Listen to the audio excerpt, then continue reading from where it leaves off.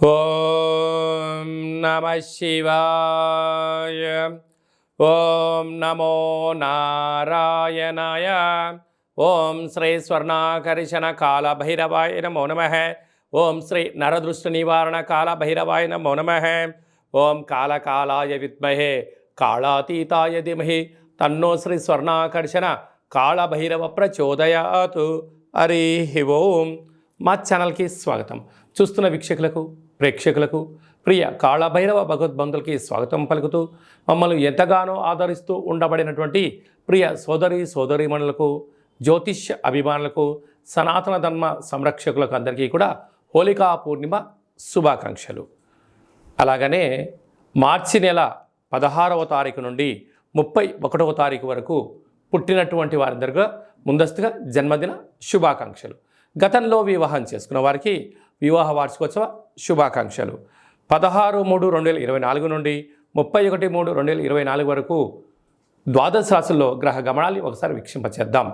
మేషరాశిలో గురు సంచార స్థితి, కన్యరాశిలో కేతు సంచార స్థితి, కుంభరాశిలో కుజుడు శుక్రుడు మరియు శని సంచార స్థితి, మీనరాశిలో రవి బుధ మరియు రాహు సంచార స్థితితో ద్వాదశ రాశుల్లో గ్రహ గమనాలు ఈ విధంగా ఉన్నాయి.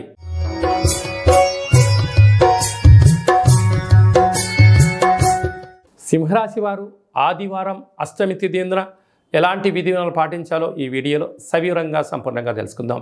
సింహరాశిలో ఏ నక్షత్రాలు వస్తాయనగా మఖా నక్షత్రంలోని 4 పాదాలు, పుబ్బా నక్షత్రంలో 4 పాదాలు, ఉత్తరా నక్షత్రంలో 1 పాదం కలిపితే సింహరాశి.